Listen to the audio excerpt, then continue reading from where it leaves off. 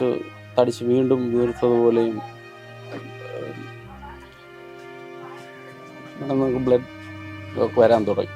ഞാൻ മാമനെ വിളിച്ചു പറഞ്ഞു, നമ്മളെ ഭാഗത്ത് തെറ്റുള്ളത് പോലെയാണ് സംസാരിച്ചത്. ഞാൻ ചോദിച്ചു, ഞങ്ങളെ കാര്യം BBC പഠിച്ചവരല്ല, ഞങ്ങൾക്ക് ഇതിനെക്കുറിച്ച് അറിയണം, നിങ്ങളെ ഉത്തരവാദിത്തത്തിലാണ് ഞങ്ങളിത് മേടിച്ചുകൊണ്ട് വന്നത്. ഇവിടുത്തെ പറയാൻ ബുദ്ധിമുട്ടായിരുന്നു ഞങ്ങൾക്ക്, ഇങ്ങനെയാണ് ഇവനെ കൊണ്ടുവരുന്നത് എന്ന് ഞങ്ങൾക്ക് പറയാൻ ബുദ്ധിമുട്ടായിരുന്നു. അതുകൊണ്ട് ഞങ്ങൾ ഒരു 4 പേര് ഞങ്ങളത് മറച്ചു വയ്ക്കാനാണ് ശ്രമിച്ചത്. നമസ്കാരം. രാജേഷ് എന്ന് പറഞ്ഞു കഴിഞ്ഞാൽ ഒരല്പം വേദനയുണ്ടെങ്കിൽ പോലും കല്ലിയൂർക്കാർക്ക് ഒരു അഭിമാനമുള്ള ഒരു മനുഷ്യനാണ്. അഭിമാനത്തോടെ പറയാൻ പറ്റുന്ന ഒരു പേരാണ്. പക്ഷേ ആ മനുഷ്യന്റെ മൃതദേഹത്തോട് പോലും വലിയ അനാദരവാണ് നമ്മുടെ നാട്ടിൽ നടന്നിരിക്കുന്നത് എന്നുള്ള ഞെട്ടിക്കുന്ന വിവരങ്ങളാണ് ഇന്ന് രാവിലെ തന്നെ പുറത്തു വന്നത്. അതായത് കണ്ണൂരിൽ നിന്ന് രക്ഷാപ്രവർത്തനം നടത്തുന്നുണ്ട് മരണപ്പെട്ട രാജേഷിന്റെ മൃതദേഹം എംബാം ചെയ്യാതെ ഫ്രീസർ നൽകാതെയാണ് തിരുവനന്തപുരത്തേക്ക് എത്തിക്കാൻ ശ്രമിച്ചത് എന്നുള്ള ഞെട്ടിക്കുന്ന വിവരങ്ങൾ പുറത്തു വന്നിരുന്നു. നമ്മൾ ഈ വിഷയവുമായി ബന്ധപ്പെട്ട് രാജേഷിന്റെ ബന്ധുക്കളോട് സംസാരിച്ചിട്ടുണ്ട്. അവരുടെ വാക്കുകളിലേക്ക്. അവരവിടെ നിന്ന് പോസ്റ്റ്മോർട്ടം കഴിഞ്ഞ് ബോഡി ഞങ്ങൾക്ക് ഏൽപ്പിക്കാൻ നേരത്ത് അവർ വന്നേരം, ഡോക്ടറാണോ ആരാണെന്ന് അറിയില്ല, ഒരു പുള്ളി വന്ന് പറഞ്ഞു, നമുക്ക് ഫ്രീസറുള്ള വണ്ടി ഇല്ല, തൽക്കാലം അവർ ഒരു പ്ലാസ്റ്റിക് കോട്ടിങ് ചെയ്ത് തരും, അതിൽ നിന്ന് മണമോ ബോഡിക്ക് അങ്ങനെ ഒരു കേടുപാടുകളോ ഒന്നും സംഭവിക്കില്ല എന്ന്. അപ്പം ഞങ്ങൾ തർക്കിച്ചില്ല, അങ്ങനെ പറ്റില്ല, നമുക്ക് ഫ്രീസറുള്ള വണ്ടി വേണമെന്ന് പറഞ്ഞു. അപ്പോൾ അവർ പറയണില്ല, ഞാൻ ഡോക്ടറാണ്, ഞാൻ പറഞ്ഞു നിങ്ങൾ അനുസരിച്ചാൽ മതി എന്ന് പറഞ്ഞു. അങ്ങനെ ഞങ്ങൾ മാവനും ബൈക്ക് ഞങ്ങൾ മുമ്പറൊക്കെ ഉണ്ടായിരുന്നു, മുമ്പറും തർക്കിച്ചേ. മുമ്പർ പറഞ്ഞ്, മുമ്പറെ ഇവിടുത്തെ മോള് ഡോക്ടറാണ്, ഡോക്ടറെ വിളിച്ച് ചോദിച്ചായിരുന്നു. ഡോക്ടർ പറഞ്ഞു, ഇല്ല അങ്ങനെ കൊണ്ടൊരിക്കലും പറ്റില്ല, ഫ്രീസറുള്ള വണ്ടി തന്നെ വേണം. ഇത് ഞങ്ങൾ അവിടെ നിന്ന് വണ്ടി തിരിച്ച്, പിന്നെ അവരെ വാക്ക് കേട്ട് അവർ ഡോക്ടറല്ലേ, ഡോക്ടർ പറയുമ്പോൾ ഞങ്ങൾക്ക് അറിയില്ലല്ലോ, അവരെ വാക്കിൻ്റെ ഉറപ്പില്ല. ഞങ്ങൾ അവിടെ നിന്ന് ഇറങ്ങി. തലസീദാരും കൂടെ സംസാരിച്ചിട്ടുണ്ട്. തലസീദാരാണ് ഉറപ്പ് പറഞ്ഞത്. തലസീദാർ പറഞ്ഞാൽ ഞങ്ങൾ ആസാമിലോട്ട് വരെ കൊണ്ടുപോയിട്ടുണ്ട് ബോഡി, ഒരു കുഴപ്പവും ചെയ്തിട്ടില്ല, ഫ്രീസറില്ലാതെ.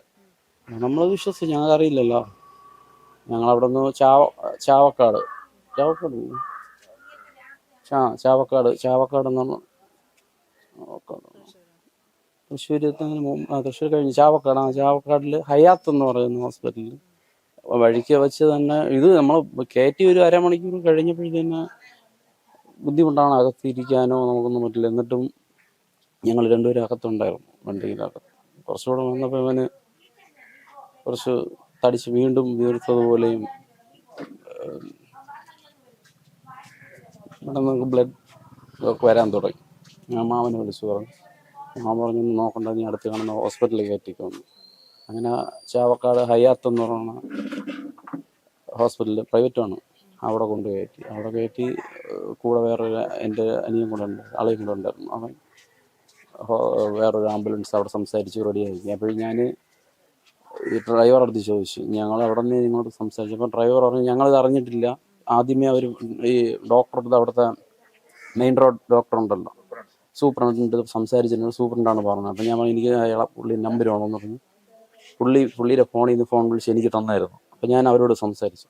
അവരോട് ആദ്യം സംസാരിച്ചാൽ അവർ നമ്മളെ ഭാഗത്ത് തെറ്റുള്ളത് പോലെയാണ് സംസാരിച്ചത്. ഞാൻ ചോദിച്ചു, ഞങ്ങളെ കാര്യം BBC പഠിച്ചവരല്ല, ഞങ്ങൾക്ക് ഇതിനെക്കുറിച്ച് അറിയണം, നിങ്ങളെ ഉത്തരവാദിത്തത്തിലാണ് ഞങ്ങളിത് മേടിച്ചുകൊണ്ട് വന്നത്, ഞങ്ങളിതെങ്ങനെ കൊണ്ടുവന്ന് ബന്ധുക്കളെ മുമ്പ് കാണിക്കും എന്ന് ചോദിച്ചു. അമ്മയൊക്കെ കാണാണ്ടല്ലേ, മുഖം കാണാൻ കിട്ടുന്നില്ല, നമുക്ക് എന്തെങ്കിലും കാണണ്ടേ അവർക്ക് എന്ന് പറഞ്ഞ് സംസാരിച്ച്. പിന്നെ അവർ ഞങ്ങളടുത്ത് മാപ്പ് പറഞ്ഞു. അവർ തന്നെയാണ് മറ്റുള്ള ആംബുലൻസുകാരുടെ സംസാരിച്ച് അവിടെ നിന്ന് 22,000 രൂപ പുള്ളിക്ക് പേയ്മെൻറ്റ് അപ്പം തന്നെ പേയ്മെൻറ്റ് ചെയ്തു. തിരിച്ച് പിന്നെ ഫ്രീസറുള്ള വണ്ടിയിലാണ് ഞങ്ങൾ കൊണ്ടുപോകുന്നത്. ഇല്ല, ഇതുവരെ ആരെങ്കിലും ബന്ധപ്പെട്ടിട്ടുണ്ടോ? നമ്മളങ്ങനെ ആരും ഈ സംഭവം വാർത്തയായതിനു ശേഷം ആരെങ്കിലും ബന്ധപ്പെട്ടിട്ടുണ്ടോ? സംസാരിച്ചാൽ നമ്മൾ ഇതിനെക്കുറിച്ച് ആരും വേറെ ഒന്നും സംസാരിച്ചിട്ടില്ല.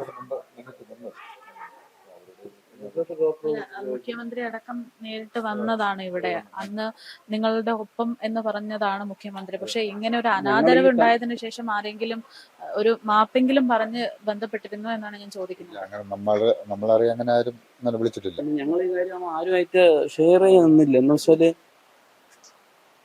ഇവിടുത്തെ പറയാൻ ബുദ്ധിമുട്ടായിരുന്നു ഞങ്ങൾക്ക്, ഇങ്ങനെയാണ് ഇവനെ കൊണ്ടുവരുന്നത് എന്ന് ഞങ്ങൾക്ക് പറയാൻ ബുദ്ധിമുട്ടായിരുന്നു. അതുകൊണ്ട് ഞങ്ങൾ ഒരു 4 പേര് ഞങ്ങളത് മറച്ചു വയ്ക്കാനാണ് ശ്രമിച്ചത്. ഇത് എങ്ങനെ ലീക്കായെന്ന് അറിയില്ലായിരുന്നു. മാക്സിമം അവിടെ ആരും അറിയരുത് ഇങ്ങനെ ഈ ദുർഗന്ധത്തിൻ്റെ കാര്യം, അമ്മയൊക്കെ അറിയില്ലെന്ന് നിർബന്ധമായിരുന്നു ഞങ്ങൾക്ക്. പിന്നെ ഇതെങ്ങനെയോ ആരോ വഴി ലീക്കായി. ഇവരിത് ഈ ആംബുലൻസ് കയറ്റി കിടത്തിയിട്ട് ഒരു എന്താ പറയുന്നത്, ഒരു നമ്മൾ ബെൽറ്റ് ഉണ്ടല്ലോ, ബെൽറ്റ്, അതേപോലത്തെ 2 ബെൽറ്റ് ഇങ്ങനെ പോകണോ ഇവിടെ ഇട്ടിരും. ആ സ്ഥലം മാത്രമാണ് വൈകെല്ലാം ഇങ്ങനെ ഉയർത്തു. അപ്പോഴാണ് ഞാൻ മാമനെ വിളിച്ച് പറഞ്ഞത്, ഇതിന് പറ്റൂല നമുക്ക്. ആംബുലൻസിൽ കയറ്റുമ്പോ അപ്പം നോർമൽ ബോഡി പോലെ ആയിരുന്നു. ശകലം അവിടെ നിന്ന് എടുത്ത സമയത്ത് നമുക്ക് ആദ്യം കുറച്ച് വ്യത്യാസമുണ്ട് കിട്ടിയപ്പോഴേ അങ്ങനെ. പക്ഷെ അത് അങ്ങനെ ആയിരുന്നെങ്കിലും നമുക്ക് ഇവിടെ കൊണ്ടുവരുമ്പോൾ കുഴപ്പമില്ല. ഫ്രീസറിലായിരുന്നെങ്കിൽ നമുക്ക് അതേ ഒരു സിറ്റുവേഷൻ നമുക്ക് ഇവിടെ കൊണ്ടുവരാൻ പറ്റുമായിരുന്നു. പക്ഷെ അത് ഈ ചാവക്കാട് എത്തുന്നതിന് മുമ്പ് നമുക്കൊരു 2-3 മണിക്കൂർ പോയില്ല അമ്മ. ഒരു 3-4 മണിക്കൂർ വരെ നമുക്ക് ഇത് ഫ്രീസർ ഇല്ലാതെ ആയിപ്പോയി. ആ സമയത്താണ് കൂടുതൽ നമുക്ക് നഷ്ടപ്പെട്ടത്. അങ്ങനെ ആയതുകൊണ്ട് ഇവിടെ കുട്ടികളെയൊന്നും ഒന്ന് തൊടാൻ പോലും തൊടാൻ പറ്റിയില്ല. അവർക്ക് അവൻ്റെ ടച്ച് ചെയ്യാൻ പറ്റില്ല. അതിന് മുമ്പായിരുന്നു നമുക്ക് ജസ്റ്റ് ഒന്ന് ടച്ച് ചെയ്തിട്ടൊക്കെ വിടായിരുന്നു. അത് ശേഷമാണ് കൂടുതലും നമുക്ക് നഷ്ടപ്പെട്ടത്. എന്തിനാ ആരോടും നമ്മൾ ലക്ഷ്യത്തിനാണ് കൊണ്ടുപോകുന്നത്. നമുക്ക് നമ്മൾ പഠിപ്പുണ്ടെങ്കിൽ നമ്മൾ അപ്പോഴവിടെ നമ്മൾ അവിടെ ചെല്ലുമ്പോൾ മെമ്പർ നന്ന വേറെ ഇത് ശരിയാവില്ല, എന്റെ മോളെ ഡോക്ടറാണ്, മോളെ പറ്റില്ല, നമ്മളെ ഡോക്ടറോട് വിളിച്ച് ചോദിച്ചു, അപ്പോൾ ഡോക്ടറിന് പറ്റില്ല എന്ന് പറഞ്ഞു. എങ്കിൽ പോലും അവര് പറഞ്ഞ് നമ്മളിതുപോലെ ആസാമിലൊക്കെ കൊണ്ട് വിട്ടിട്ടുള്ളതാണ്, പക്ഷേ ഇതോട് ഇതുപോലെ പ്രശ്നം ഉണ്ടാവില്ല, 100% ഗ്യാരണ്ടിയാണ് എന്ന് പറഞ്ഞു. ഇതൊക്കെ പറഞ്ഞപ്പോൾ എന്ത് പ്രശ്നം വന്നാലും നമ്മൾ അതിന്റെ ബാധ്യത ഏറ്റെടുക്കുകയാണ് എന്നവർ പറഞ്ഞു. പക്ഷെ ഇത് പറഞ്ഞപ്പോൾ നമ്മൾ പിന്നെ ഇത്രയും പേര് നിൽക്കുകയാണ്. നമ്മൾ മാത്രമല്ല, വേറെ അവിടെ ഒരു ഒത്തിരി ആൾക്കാർ ഇരിക്കുകയാണ്. അപ്പൊ അവരെല്ലാം സമ്മതിച്ചപ്പോൾ പിന്നെ നമുക്കിതൊന്നും പറയാൻ പറ്റിയില്ല. അപ്പൊ അവരിത്രയും നന്നായിട്ട് ചെയ്യുന്ന ഓരോ ഗ്യാരണ്ടി അവർ പറയല്ലേ, നമുക്ക് പിന്നെ അവരോട് സംസാരിച്ചിരിക്കേണ്ട കാര്യമല്ലല്ലോ. അപ്പൊ അതും അല്ലെങ്കിൽ അവരാണ് നമുക്കിത് എല്ലാം ചെയ്ത് തരേണ്ടത്, നമുക്കറിവില്ല. അപ്പൊ അറിവുള്ള ഡോക്ടർമാർ, ഹോസ്പിറ്റൽ സ്റ്റാഫുകളൊക്കെയാണ് മെയിനായിട്ട്. അല്ല, അവര് MBBS ഡോക്ടർമാരല്ലേ, അവര് പറഞ്ഞ നമ്മൾ സാധാരണക്കാരല്ലേ, നമുക്കറിയില്ലല്ലോ. അവരെ വിശ്വസിച്ചില്ലേ ഞങ്ങൾ. നമ്മൾ ഒരു ഹോസ്പിറ്റലിൽ പോയാലും നമ്മൾ ഡോക്ടർ പറയുന്നില്ലേ അനുസരിക്കും.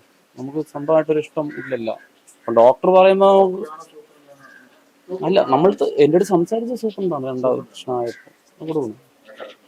എൻ്റെ അടുത്ത് ഇവിടെ വെച്ച് ഞാൻ മറ്റേ ചാവക്കാട് വെച്ച് സൂപ്രണ്ടായിട്ട് സംസാരിച്ചു. എനിക്ക് അതിൻ്റെ സങ്കടം വന്നു. ഞാൻ വിളിച്ചു പുള്ളി, പക്ഷേ റെക്കോർഡുണ്ടല്ലേ ഇതിൽ. പുള്ളി എൻ്റെ അടുത്ത് സംസാരിച്ചതും പിന്നെ പുള്ളിയുടെ ഭാഗത്തല്ല തെറ്റ്, തലസീദാർ പറഞ്ഞതാണ്. പുള്ളി അവിടെ നിന്ന് വിളിച്ചു പറഞ്ഞു. ഓക്കെ, അവരോടൊക്കെ സമ്മതിച്ചു, അവരുടെ ഭാഗത്തു നിന്ന് വന്നത് തെറ്റാണ്, അതിനകത്ത് അവർ കാണിച്ചതിന് പുള്ളിയാണ് അങ്ങനെ പൈസ പേയ്മെന്റ് അപ്പോഴേ ചെയ്തത്. അവർ ആരാണെന്ന് അന്വേഷിച്ചിട്ട് എൻ്റെ അടുത്ത് വിളിച്ച് പറയുന്നത് ആരാണ് തെറ്റ് ചെയ്തതെന്ന് പറയാമെന്ന് പറഞ്ഞു. പക്ഷേ ഇതുവരെ അവർ അതിനെക്കുറിച്ച് പിന്നെ വിളിച്ചിട്ടില്ല. പേയ്മെന്റ് ചെയ്തു അവരപ്പോഴും തന്നെ.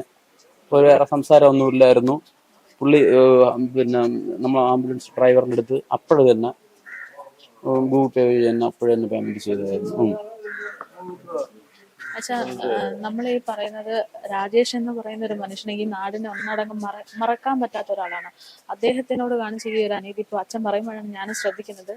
നിങ്ങൾക്ക് പരാതിയില്ല എന്നുള്ള രീതിയിൽ പറഞ്ഞു.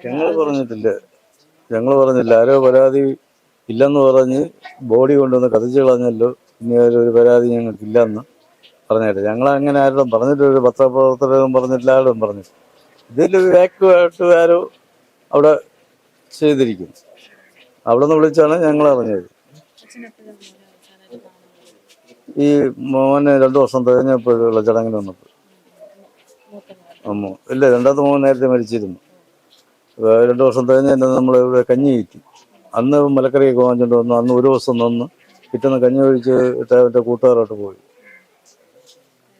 അതിനുശേഷം ഫോൺ ചെയ്തിട്ടുണ്ട്, അല്ല നേരിട്ട് കണ്ടു.